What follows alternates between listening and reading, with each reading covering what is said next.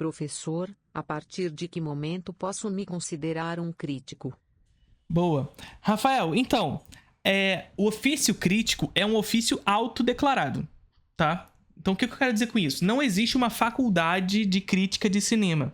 A gente até pode fazer alguma faculdade que exista uma especialização nesse meio. Então, assim, você fazer um jornalismo, fazer uma própria faculdade de cinema e se especializar em crítica de cinema é um caminho. Mas não existe uma formação universitária de crítica de cinema que te oficialize, portanto, enquanto crítico de cinema. A crítica de cinema, nesse sentido, é um ofício autodeclarado. Você auto se declara crítico de cinema. Entretanto, assim como qualquer outra profissão, sobretudo uma profissão que demanda de um esforço intelectual, que a crítica de cinema é um ofício intelectual, tá? Por mais que nós estejamos aqui fazendo bobajada em live e tudo mais, no meio das bobajadas eu trago para vocês determinados conhecimentos acerca de cinema, linguagem, história, crítica, política, que envolve a produção cinematográfica. Ou seja, na crítica de cinema existe um esforço intelectual para se transmitir esse trabalho que é antissistêmico e antítese àquilo que está posto no mundo. Nós, enquanto críticos, olhamos o mundo posto na realidade e dele reagimos para provocar novas sínteses e fazer essa roda girar, portanto, fazer as coisas andarem, as coisas não permaneçam no estado em que elas estão. Essa é nosso papel. Esse é o nosso papel. Isso de maneira bastante geral. E um dos principais pontos, Rafael, no que tange a esse momento pelo qual nós podemos nos autodeclarar enquanto crítico é o reconhecimento do nosso papel.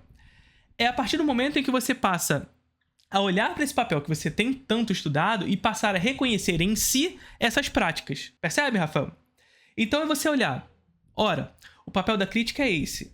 É você olhar para o mundo, não ser conivente com as coisas postas no mundo, ser antítese a esse processo, reagir ao que está posto, para que, em momentos de vacas magras, eu possa ser um ponto de ruptura, ponto de puxar essa corda para o outro lado, para que as coisas possam ser, a partir do debate crítico, alteradas, mudadas.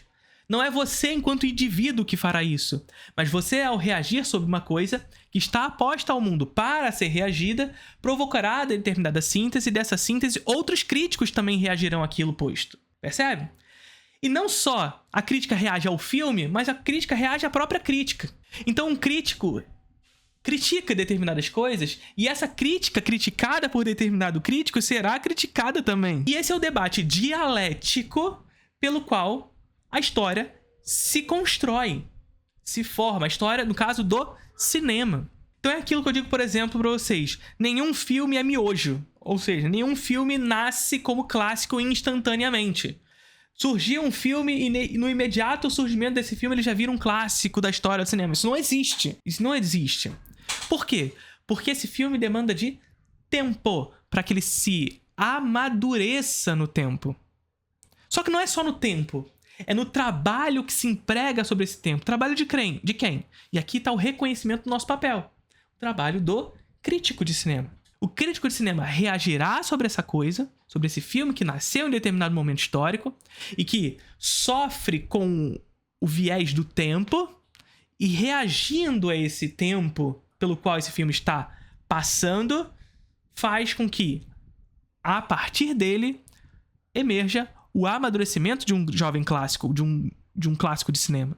Não você enquanto indivíduo, mas você parte desses indivíduos chamados críticos de cinema. Que juntos reagirão sobre essa coisa. Percebe o que eu tô dizendo? Então, Vértigo, por exemplo, é um filme que no seu nascimento, lá em 1959, foi um filme que flopou na crítica. A crítica falou mal pra caralho. Precisou de tempo, de debate crítico, para que, inclusive, por exemplo, autores da Nouvelle Vague, que eram autores da carreira do cinema, passassem a olhar novamente para esse filme e falassem, opa, tem coisa aqui. Desse filme aqui, inclusive, surgem coisas que seriam matriz pro cinema moderno como um todo. Tem coisa aqui. Percebe? E com o tempo, Um Corpo que Cai passa a ser, inclusive, na lista da Silent Sound, o maior filme de todos os tempos. Vai ser desbancado na última lista com o Gênio de Human. Percebe? Então, Quando se reconhecer crítico? Primeiro passo é reconhecimento do seu papel. Reconhecer não só saber o seu papel, mas reconhecer nas suas práticas o papel da crítica. Segundo, evidentemente, ser um agente ativo da linguagem e do próprio cinema. Ou seja, o crítico de cinema, ele não é uma pessoa que gosta de filmes. É uma pessoa que, para além de gostar de filmes, está interessada, ativamente posta a mudança e o cinema. Que está ativamente aberto ao conhecimento sobre linguagem, crítica, história do cinema. Está ativamente aberto ao cinema como um todo. Ou seja, o crítico de cinema, ele não pode, como já me perguntaram muitas vezes, dá pra ser crítico de cinema e não gostar de ver filme antigo? Dá pra ser crítico de cinema e não ver filmes antigos? Só filmes recentes? Dá pra ser crítico de cinema e não gostar de filme preto e branco? Não, não dá. Você que faz isso, você gosta de filme. E tá tudo bem você gostar de filme e só ver esse tipo de filme. Tá bom. Ninguém é obrigado a gostar de cinema. Agora, se você é crítico de cinema, você não pode simplesmente gostar de ver filminho. Tem que gostar de cinema. E você tem que estar interessado nos caminhos dessa linguagem. Nos caminhos dessa linguagem. Percebe? Então é isso. Crítico não pode assistir filme de má vontade também. Não, não pode, evidentemente. Villeneuve ou Nolan pode ser o novo Hitchcock? Não. Como se ganha dinheiro com crítica? Não ganha. Não ganha, Ju. De verdade, assim, é claro que existem críticos que ganham. Sim, eu tô aqui conversando com vocês, eu ganho dinheiro com crítica. Mas mais do que isso, minha principal fonte de renda é como professor de cinema e não quanto crítico. É claro que o trampolim para os meus ganhos enquanto crítico de cinema, enquanto professor de cinema, vem da crítica. Porque é na crítica que eu ganho autoridade, inclusive, para vocês cheguem a mim enquanto professor. Mas minha principal fonte de renda é o curso, é a Introdução ao Cinema. Mas para vocês chegarem à Introdução ao Cinema, vocês conheceram o meu trabalho enquanto crítico. Mas eu também tenho meus ganhos aqui com o YouTube, enfim, TikTok. São muito menos, mas tem. Mas assim, ganhar dinheiro com crítica oficialmente, ou seja, fazer parte de um veículo de comunicação para trabalhar enquanto crítico, cara, 99% dos críticos de cinema não ganham dinheiro com crítica de cinema. Não ganham. E muitas vezes, quando começam a escrever em veículos oficiais, fazem isso de graça para montar portfólio. E é aquela velha história de montar portfólio para nunca trabalhar. Você monta e ninguém te chama. Porque, inevitavelmente, você precisa construir a autoridade na crítica. E você só vai construir a autoridade se você tiver espaço para construí-la. Por exemplo, eu tenho 12 anos de profissão. Eu vim a fazer parte da Embrafilme recentemente. Da Abracine recentemente, que é a Associação Brasileira de Críticos de Cinema. Isso, alguns veículos até pagam, mas bem pouco. Sim. Você é bacharel em cinema? Não. As minhas pesquisas são voltadas à arte. Mas a minha formação é em geografia. Formação e mestrado. Mas você acha que hoje há um movimento de fortalecimento da crítica e uma perspectiva de ela ser mais generalizada? Não, não acho. Eu acho o contrário, inclusive, Leonardo. Eu acho que hoje existe um caminho reverso disso tudo. Existe um fortalecimento da ideia do guia de consumo. Que nada mais é do que um trabalhador que é conivente com a ordem estabelecida pelo mercado. E, portanto, ele abandona o próprio papel da crítica, de ser antítese ao que está posto no mundo. Então, o guia de consumo é esse cara que produz determinado conteúdo para que as pessoas assistam aquilo que está sendo posto. Não para criticá-la. E quando a gente fala criticar, a gente não tá falando de negar a coisa, de falar que a coisa é ruim, não é isso. Mas não, é aquele tipo de guia de consumo que fala: esse filme está disponível na Netflix e ele vai explodir a sua cabeça, sabe?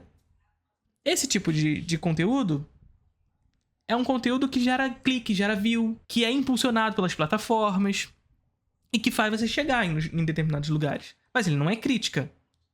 Definitivamente não é crítica de cinema. É guia de consumo. E tá tudo bem ser guia de consumo. Acontece que o capitalismo reproduz determinada lógica que faz com que esse tipo de conteúdo seja o rentável. Percebe? Então, mesmo que inconscientemente, essas pessoas reproduzem determinado tipo de conteúdo que destinam elas a um lugar que é anticrítico. Anticrítico. Por quê? Porque o capitalismo mata a crítica. A crítica não serve ao capitalismo. Nós não servimos ao capitalismo. Por quê? Porque nós somos antítese. Nós somos antissistêmicos. Nós estamos aqui para reagir à parada. Não para ser conivente, não para reafirmar o mundo, não para reafirmar Inclusive, os filmes, o capitalismo, produções. Não estamos aqui pra isso, sacou? Então, o capitalismo ele tá aí pra matar a gente. Inclusive, pra tirar o nosso rosto. É o que acontece com Rotten Tomatoes, Metacritic, etc. O crítico vira os críticos. E os críticos não têm rosto. Os críticos são uma porcentagem de tomate. O tomate tá podre ou tá fresh. É isso que a gente é. Mas o que o crítico quis dizer?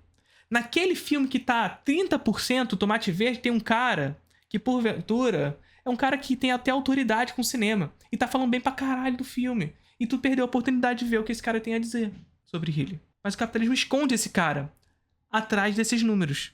Esconde esses caras atrás desses números. Sacou? Postar shorts de guia, mais vídeos longos de crítica. Cara, você vai continuar sendo guia de consumo, de verdade. Porque, assim, você pode apresentar filmes para as pessoas sem ser guia de consumo. Por exemplo, vocês raramente...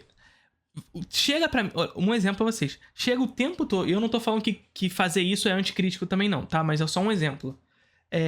Frequentemente chegam perguntas pra mim, nas caixinhas de pergunta, sobre... Felipe, me dá indicações de filmes na Netflix. Indicações de filmes na... sei lá o quê. E eu não faço, geralmente.